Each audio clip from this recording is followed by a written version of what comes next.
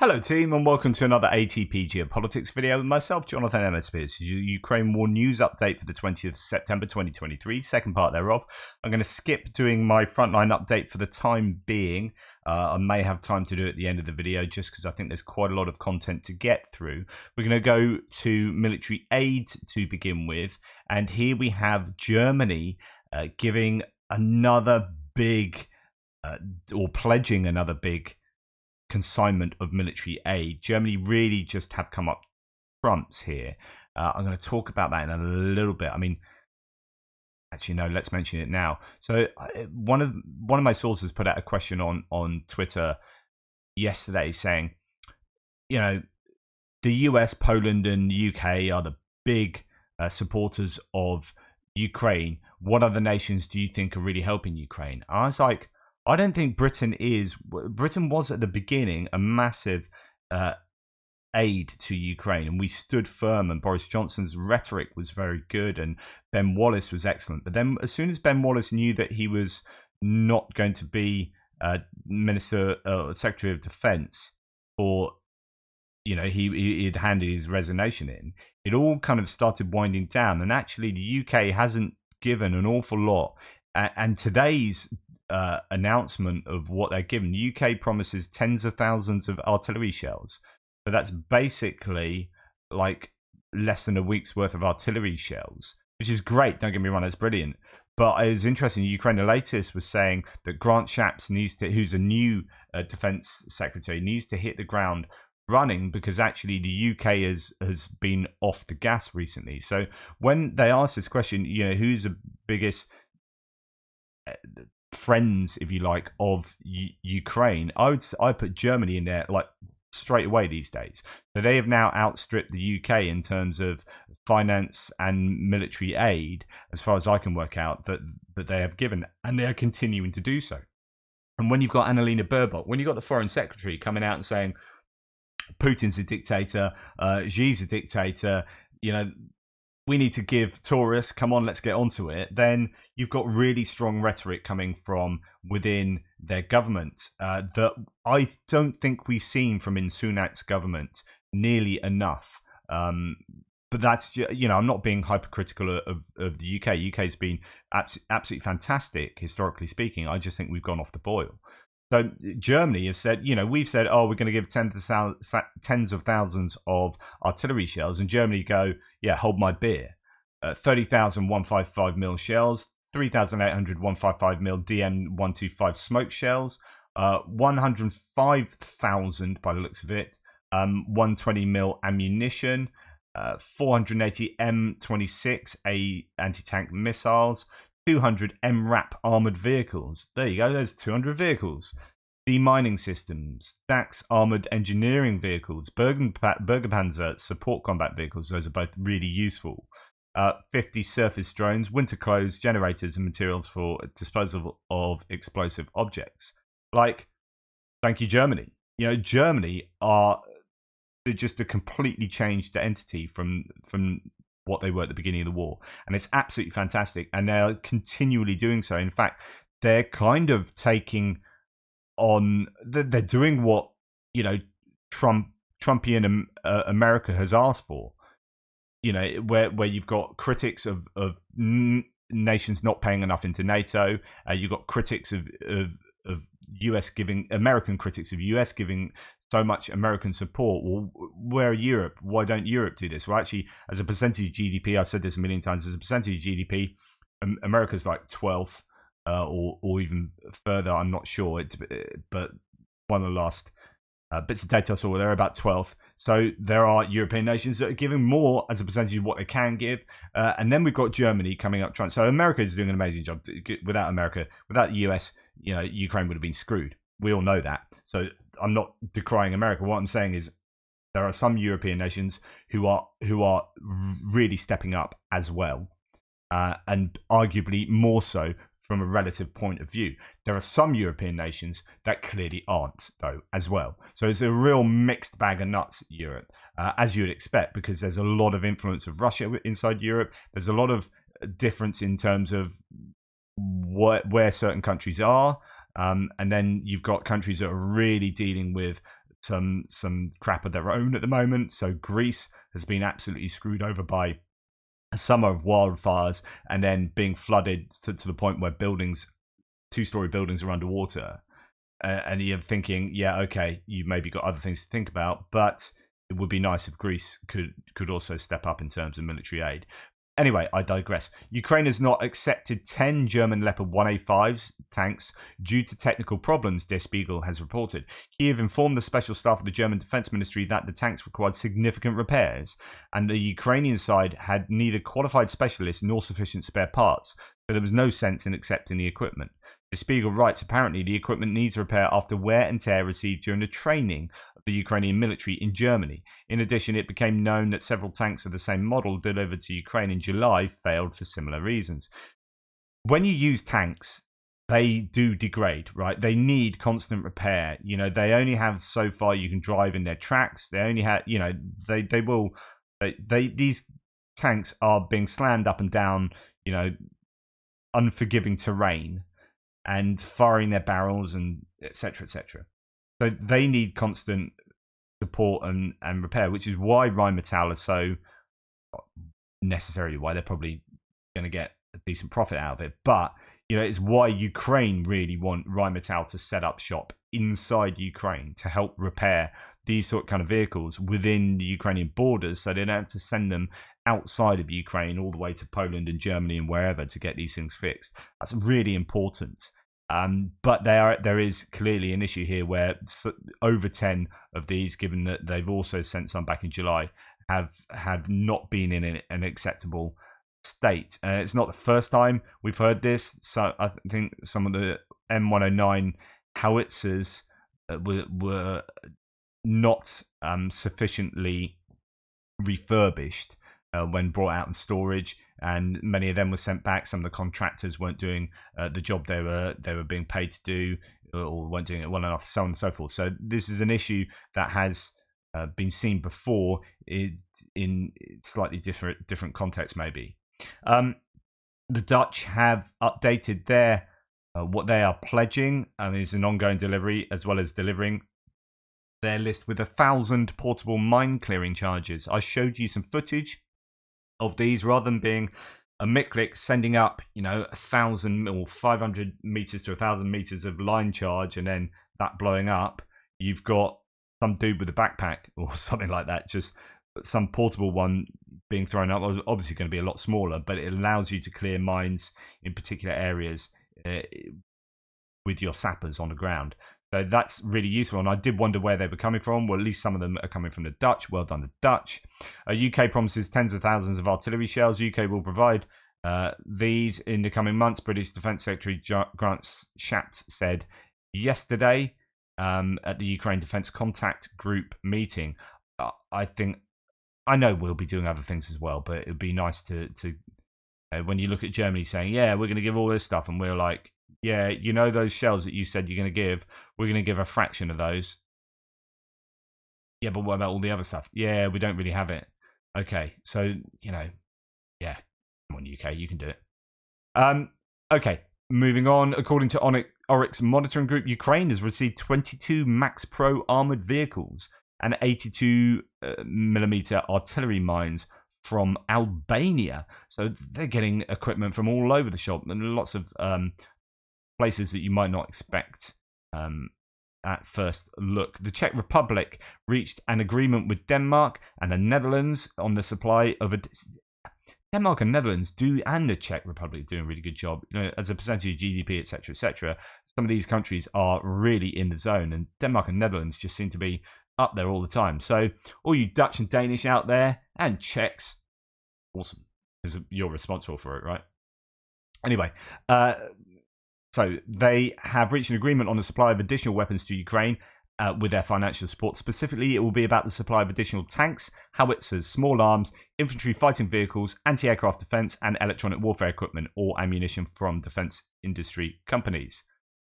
Brilliant. I mean, that's pretty much what you want to see, that whole suite of equipment. At Ramstein, Latvia announced new critical aid, mortars, air defense systems, and large caliber ammunition to Ukraine and joined the IT coalition. So I think some of the Baltic states, some of the Scandinavian states are doing this IT cyber security coalition of nations to help Ukraine in the IT sector. Ukraine needs air defenses more than long range missiles, says US Defense Secretary Lloyd Austin. As I said in my last video, they need both. Not an either or. It's a false dichotomy. Don't say that. They need ATACMS. Give them ATACMS. And air defenses. Right. Zelensky recalled Ukraine's desire to receive long-range missiles from the United States. President Joe Biden is still considering the decision to transfer ATACMS. Quote, "We are at the finish line. I'm sure of that," Zelensky says. So actually, that's a pretty interesting CNN article, an interview with him. Maybe if I have time to look through some of what he says there.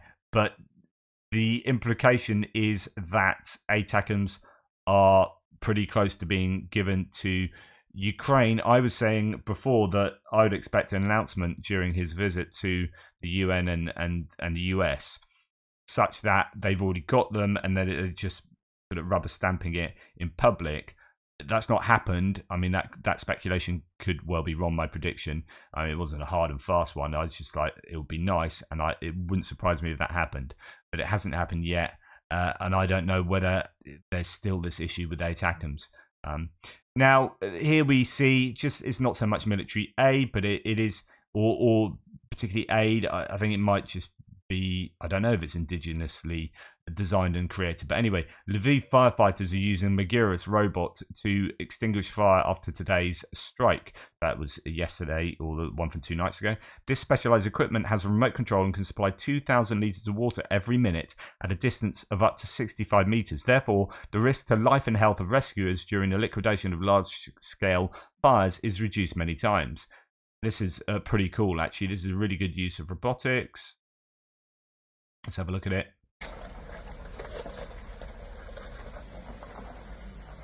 I mean, you know, it's a crazy time we live in. I mean, you can complain about the modernization of the workforce, mechanization of the workforce, and what that means in terms of our economy. Like firefighters are going to be out of a job, but then you need a firefighter and controller. You need, yeah. Anyway, I digress. That's really cool. Good to see that being utilized. And hopefully saving firefighters' lives. Right, we're going to go on now to geopolitical topics, and we're going to start with the Black Sea, and here the grain exports. Romanian authorities rescue a crew after an explosion on a cargo ship in the Black Sea. The crew of a cargo ship Sima in the Black Sea has been evacuated following an explosion. The Romanian Maritime Search and Rescue Organisation, ARSVOM, reported on the 20th, that's today. CNN reported that the crew believed the ship had hit a mine, which has not been hit by the Russians, but the cause of the explosion has not yet been confirmed by the Romanian authorities. That's obviously going to be a bit of a worry in terms of getting insurance in the Black Sea to ease the transport of grain out of the Black Sea through the Bosphorus Straits and into the global markets. The grain blockade and the lack of deal as a result of Russia kicking up a stink is a massive challenge to global food supply, food security, and there are claims that, you know, could have fed 10.5 million people for a year. The latest claim I've seen, the amount of grain that's been destroyed, because it's not just what I just mentioned, but it's also the Russians then saying, well, you're not going to have a grain deal, and we're going to blow up your food storage facilities. So that, I mean, it's literally going up to, I don't know, I'm using Africa as an example, but it's also China, other nations, just going up to like a nation saying, oh, you know that food, all this food that you want here, all this food, you see that, all this food, oh, I put it in a bin, there you go, sorry, we're having an argument with Ukraine over there, so I've just taken your food, I've thrown it in the bin. You don't mind, do you? Yeah, we do, we're starving, thank you, we need that food. It's literally going to cause a lot of us to die. Yeah, but we're having an argument with Ukraine, so sorry about that. That's my analogy of what's going on, and it's just again, Russia disgusts me in so many ways, and I've been having this argument. There's Solid Faux Life, who I accused of not being a Black American citizen and being a Russian troll, and then he sent me a video saying, "Look, here's me. I'm a Black American, and here's he goes around and shows the video of his the video shows his TV screen." And I said to him, "Okay, I was wrong, right? Interesting. But this is even worse. This is even worse. Like, I can explain your behavior if you're a paid up Russian troll, right? That makes sense to me. I don't like it, but it makes sense. But the fact that you are, I assume, a fan of democracy as an American citizen, but anyway, an American citizen that is cheering on when, quote, nucro-Nazis get killed. Like, the fact that you're sitting there and saying that makes it even worse. Like, so when you look at things like what Russia are doing to global food supplies, how you can sit there in your own lounge watching my videos and arguing with me morally, I don't get it. Like, that's way worse. You've just made yourself into a worse human being by showing me who you really are. Like, thank you for doing that. I was wrong. I really wish I was right, because actually it makes it worse for you that I was wrong. Because I don't know how you can look at this stuff and support Russia in any way. The only reason you could support Russia is if you're getting something personally out of supporting Russia. And that's the same for an individual, and it's the same for a country. The only reason countries support Russia is because they're getting hydrocarbons. They're getting something out of Russia, or something out of Russia succeeding, which is America losing hegemony and to do with oil prices and supply and power. Whatever it may be, it is not a moral calculus. It is a self-interest, calculus of self-interest. Rant over. Latvia closes its border crossing with Belarus. So there's these issues, and I think just out now is Norway is also stopping Russian cars coming in. So we've heard this thing about Russian cars not allowed over the borders.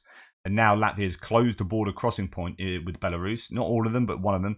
Latvia will close one of its 2 border crossing points with Belarus due to the ongoing Minsk-engineered migrant crisis the Latvian government announced. So this is just to remind you, or to let you know if you don't know, that apparently Belarus are motivating illegal migrants to break through the Belarusian border and into Eastern European countries to foment a migrant crisis.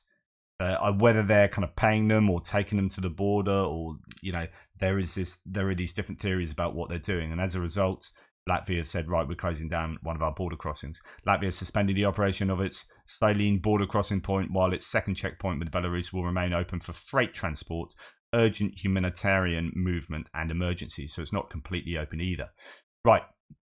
The Seimas of Lithuania adopted a resolution calling on NATO countries to accept Ukraine into the alliance at the summit to be held in Washington in 2024. So Lithuania very clearly saying, we think Ukraine should be in NATO. A total of 122 members of the Seimas out of 141 voted for the resolution.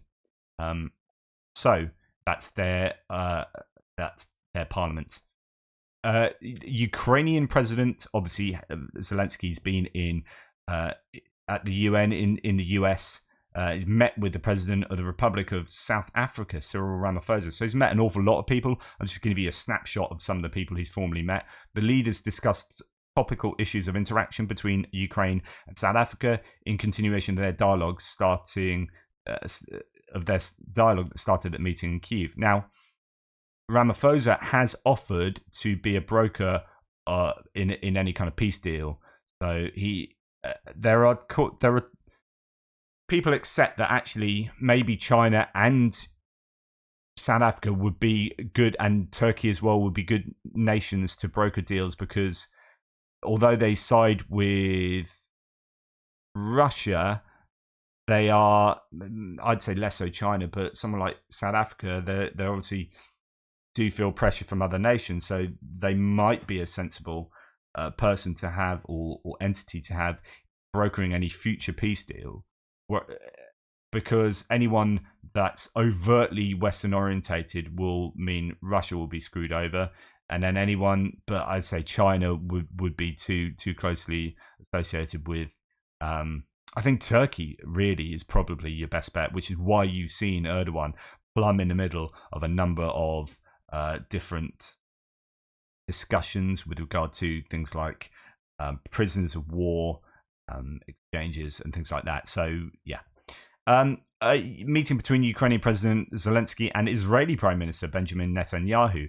That would be important. I mean, these are really important. The reason I've showed you these ones is because these are important ones. You've got South Africa positioned in BRICS and favouring Russia a little too much. So you've got Zelensky meeting with him, and they all look rather happy that he's going to be wanting to persuade Ramaphosa to move South Africa away from the sphere of influence of Russia and more in line with, Ukraine and the West. And Netanyahu has Israel have been criticized for being very much acting in their own self-interest to, I know every nation does that, I talk about this quite often, but they are only doing things, against Iran that may have benefit to Ukraine, but they're not doing it for the benefit of Ukraine. They're doing it for the benefit of themselves, and any ramifications towards Ukraine that benefits Ukraine is just an accident, law of unintended consequences. So the frustration is that Israel have an incredibly active, obviously defense force, but industrial military complex that could be brought to bear in the war. There's an awful lot of air defense systems and technology that Ukraine could do with. There's an awful lot of other tech and drone tech that Israel have excelled at that Ukraine would love to be able to dip into, but it appears that Israel have been a bit standoffish, and there's like 15% of their population speak Russian, right? So there's a really big diaspora community. How much does that have to do with it? Although, have they left Russia because they don't like Russia? So actually, they're against the Ukraine war, or where do they sit? So there are lots of variables thrown in there. Okay,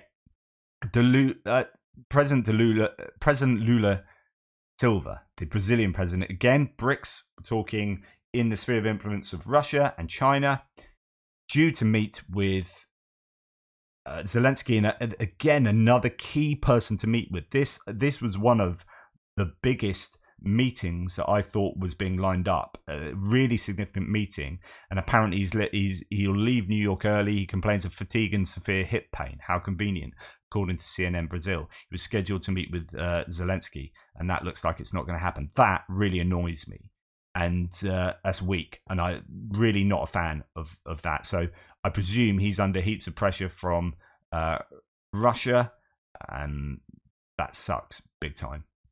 Zelensky's met as well with the Secretary General of the UN, Guterres, who some have criticised as being actually too weak on standing up to Russia. Hopefully something came out of that meeting. They look somewhat more serious in that photo. And great to see the president of Guatemala. Was it Guatemala that were really strong against Russia last time as well? That their foreign... this is the president of Guatemala. Was it not their foreign secretary or someone like that? Sure, it's Guatemala. They've been really strong against the Russian invasion of Ukraine again. So that's all awesome stuff from Guatemala. Now, the UN Assembly saw Zelensky give a speech. Speech was, as you'd expect, a great speech, talking a lot about how Russia are weaponizing, obviously, nuclear weapons. I mean, you can read the whole transcript. It talks about nuclear weapons, talks about food being weaponized, talks about energy being weaponized, and talks a lot about, hey, it could be you. if it's not us, it could well be you. And I think, he's reaching out to nations who might be sitting on a fence and think, hey, how would you like it if this kind of happened to you? And if we don't stand up in a really strong way to this aggressor, then it's just giving them tacit permission to do it again. Mr. Zelensky's message that Ukraine's cause is a global one paralleled the remarks hours earlier President Biden, who told the gathering, and this is good call from Biden here, if we allow Ukraine to be carved up, is the independence of any nation secure? I respectfully suggest the answer is no. This is absolutely true, and I loved the way he talks about it being carved up. This is what I was talking about with regard to like Trump doing a deal yesterday, and I had that big rant. But it's the idea that third parties come in and carve up Ukraine and give it away to Russia as if Ukraine don't have any say in the matter. We can't let other nations on behalf of Russia carve up Ukraine, and we can't let Russia carve up Ukraine. We need to because all it does is give permission to the bully to go and do anything they want around the world. It gives not only permission for Russia to do it again, it gives permission to China to do it. It gives permission to other nations. This is really important that we get this right.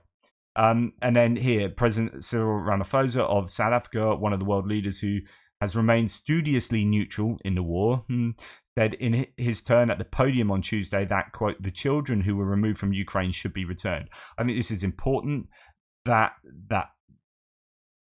otherwise sympathetic nations to Russia are very clear on some of the moral red lines that have been crossed, and the children need to be returned. I mean, there are some claims that hundreds of thousands of children have been, filtered through and into Russia. It's absolutely despicable. Mr. Ramaphosa, who met with Zelensky on the sidelines of the meeting, has offered South Africa as an intermediary for peace, but each side in the war has laid out conditions for talks that the other calls unacceptable. And that's why I said one of my criticisms against the Trump quote was that you can't do a fair deal for both of them, because there is no fair deal for both of them. They won't both see fairness in a deal that gives anything to the other side. And this is the impasse we're at. It's very difficult for a third party to come along and say, here's a deal I set out for you. That's what you're going to do. I think this thing ends with a success on the battlefield, one way or the other. Evil cannot be trusted, he ended. Well, he didn't end with this, but this is what a lot of people picked out. Ask Prigozhin if one bets on Putin's promises. And it goes back to this kind of moral question I was talking about earlier about, if you're going to support Russia, then you support the assassination of people within your own government, like falling out of windows that's happening, and you support the assassination of your own kind of generals. And yeah, there was a mutiny, but Wagner were also the people that secured the most gains for you. It's just like, where are all of Putin's political opponents? They're either dead or in prison. Is that who you support? Because if that is, I don't support you as a moral agent. You're just a wrong one. If I become president, we will give Ukraine the resources it needs to repel and defeat the Russian Federation, says Mike Pence. Mike Pence may have the charisma of a brick, but he's saying the right things on Ukraine. There's no doubt about it. I mean, I disagree with almost entirely the rest of what he says in politics. And I've written extensively on that previously. But what he says on Ukraine is spot on. Credit where credit is due, and it's due there. Polish Minister of EU Affairs Sinkowski Welsek spoke about a possible reduction in support for Ukraine due to the grain crisis. There's a problem that has been brewing. It's been going on for a long time, but it concerns cheap grain coming into Europe that underwrites indigenous farmers' ability to, or it doesn't underwrite it. It undermines indigenous farmers' ability to sell their own grain at reasonable rates, or at the rates they would like. And so this glut of Ukrainian grain and other foodstuffs like sunflower oil and whatnot is a real challenge to nations who otherwise would be strongly in support of Ukraine. And this is why I think Zelensky is going to be meeting with Duda from Poland because this is becoming quite an issue. So, quote, "We would like to continue to support Ukraine, but for this to be possible, we must have the support of the Polish people. And the Polish people are, to some degree, not happy with cheap Ukrainian goods. And in fact, Ukraine, I think, have now banned imports of Polish fruit and veg, I think, as well. So this is something you definitely don't want to be having rumbling on as you are seeking loads of support from Poland and other nations. Bulgaria, Slovakia, and Hungary don't need excuses to get annoyed with Ukraine, right? Because of their precarious political positioning. Okay, US Secretary of State Antony Blinken will join diplomatic efforts on the situation in Karabakh within 24 hours, reports Reuters. So the US getting involved there, and that was always going to happen, but you don't want that to become some quagmire of geopolitical, issue. Right, I'm just going to go to a quote. I mean, it's kind of newsworthy because it pertains to what we've been talking about. This is from one of my viewers, Richard Gilman. Jonathan, President Zelensky's masterfully effective speech to the UN General Assembly today gives Speaker of the House McCarthy. So I talked about how McCarthy is reportedly not going to meet with Zelensky. Someone refuted that and said he is, but most media outlets are reporting he's not going to meet with Zelensky, and he's a speaker for the Republicans in the House. But anyway, Gilman says it gives the Speaker of the House, McCarthy, little choice but to meet with Zelensky, lest he suffer a total political eclipse by Zelensky's reception here. Moreover, Trump's pro-Putin art of the deal grandstanding regarding Ukraine is a mere fart in a blizzard. I love that. According to Peter Zeihan, and we're going to pop there next, the pace of China's long-standing internal collapse has become exponential and is a much more important issue. It means immediate big economic woes for the US and the EU. However, Zeihan addresses only half of the problem. The PRC's ability to export goods critically needed by the US and EU is not the proximate exigency. Invasion is imminent. Warlord Xi likely harbours the delusion that hegemony over Taiwan's significant production and export capacity will buttress his power, and at the same time cripple the US and Europe. The scenario is similar to Xi's previous spread of China's COVID epidemic as a biological weapon beyond its borders. I'd take a lot of issue with. With it, he successfully infected and crippled the remainder of the world. US politicians and business moguls still have their heads up their asses on that turd in their punch bowl. I disagree on the last one. I don't think the evidence is there to support that, at least not yet. And I think that goes more towards conspiracy theory, saying it's impossible, but I don't think that would be purposeful, particularly because COVID has absolutely screwed China. Now, if this is China's great biological weapon that they unleashed on the world, then they shot themselves in the foot. And so, since Richard Gilman rightfully points out the excellent Peter Zeihan talking about China here, one of the issues in the video he talks about is how COVID has screwed China, economically and in many ways, and it's still screwing them over. So that doesn't make sense. However, we'll go back to what he was saying that does make sense, which is that China is in a lot of trouble. That the information out of China these past few weeks through July and August and into September has just been atrocious. Consumers.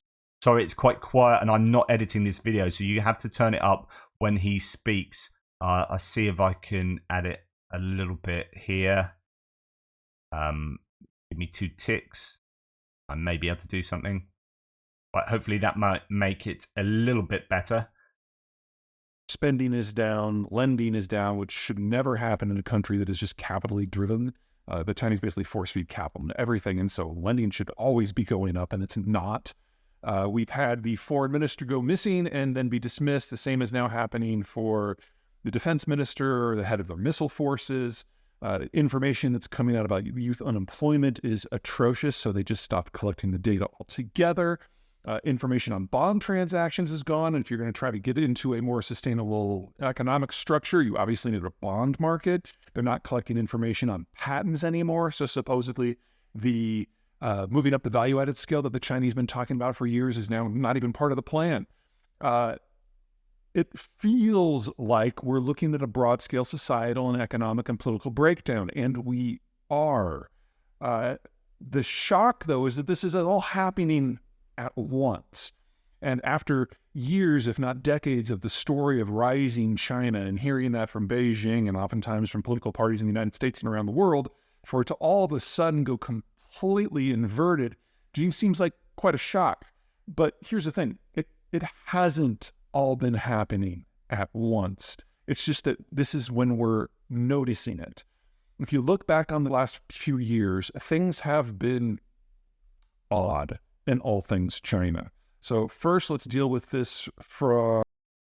So I'll end it there. I mean, it's a great little video to go and watch. Peter Zeihan's always one to watch out for with regard to China. And sorry if you couldn't hear that very well, but he's basically saying China's screwed. Now, Richard Gilman takes us on and then says, well, if they're screwed, then there's a greater chance actually they're going to invade Taiwan. Distractions are always good for political unrest, aren't they? You think of Margaret Thatcher in 1982. So she came to power in 1979, would have lost that election probably in that next election, but then had a war with Argentina over the Falklands Islands, and that was an absolute gift to her politically speaking, because wars bring people together to come, to have unity against a kind of more universal foe, right? It's called a rally round a flag effect. It's happened with Bush in 9/11. It happened with Rudy Giuliani in 9/11 as well. Interestingly, you end up being much more, as long as you deal with it fairly well and fairly strongly, you end up coming out of that as a leader far better. So if China go to war with Taiwan, it could be a way of China